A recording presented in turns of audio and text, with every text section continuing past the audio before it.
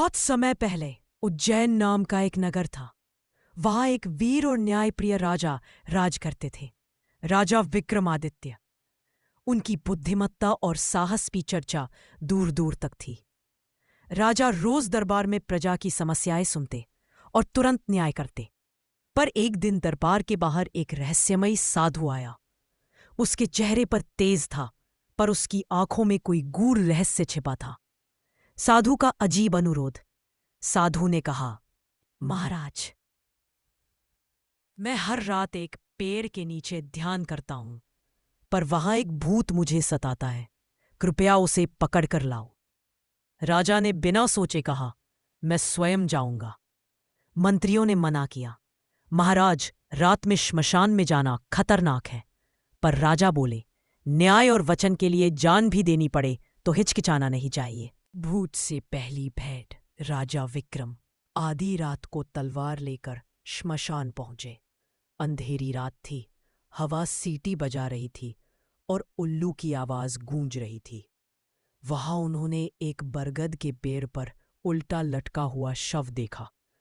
जब राजा ने उसे उतारने की कोशिश की, शव ने हंसते हुए कहा, मैं ही वह वेताल हूं जिसे तुम ढूंढने आए हो।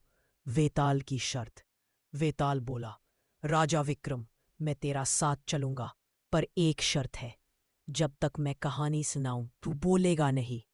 अगर तू बोला तो मैं वापस इस पेड़ पर लौट जाऊंगा। राजा ने सिर हिलाया और वेताल को उठाकर चल पड़े। पहली कहानी की शुरुआत। वेताल ने कहानी शुरू की। एक बार एक राजा की बेटी थी, नाम था चंद्रप्रभा। उसने प्रण किया था कि वह उसी से विवाह करेगी जो उसे हंसा सके। कई राजकुमार आए, पर कोई उसे हंसा न सका। एक दिन एक गरीब ब्राह्मण पुत्र आया। वह चतुर था, पर बहुत गरीब। उसने ऐसा मजाक किया कि राजकुमारी जोर से हंस पड़ी। राजा ने वचन निभाते हुए उसका विवाह अपनी बेटी से कर दिया।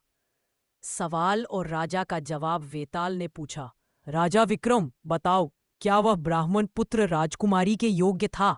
क्योंकि वह गरीब था, पर बुद्धिमान भी। राजा चुप न रह सके।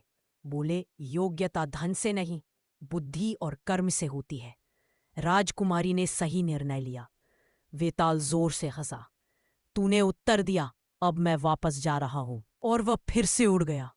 दूसरी और तीसरी रात। राजा हर रात फिर वेताल को पकड़ते और वह नई कहानियां सुनाता। कभी एक व्यापारी की बुद्धिमान बेटी की कहानी, कभी एक राजा के 2 पुत्रों की कहानी। हर बार राजा बोल पड़ते और वेताल। आखिरी रात का रहस्य। एक रात वेताल ने आखिरी कहानी सुनाई। एक साधु है जो तुझे मेरे पास भेजता है। क्या तुझे पता है वह असली कौन है? राजा चुप रहे। वेताल बोला, वो साधु कोई साधु नहीं, बल्कि एक तांत्रिक है।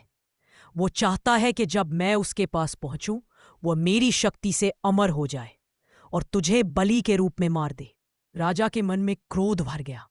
सत्य का पर्दाफाश। वेताल बोला, मैं तुझे एक सलाह देता हूं।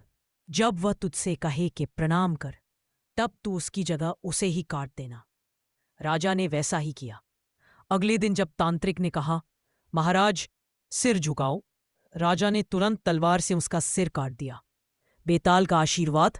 बेताल प्रकट हुआ और बोला, राजा विक्रम, तू सच्चा धर्मपालक और वीर है।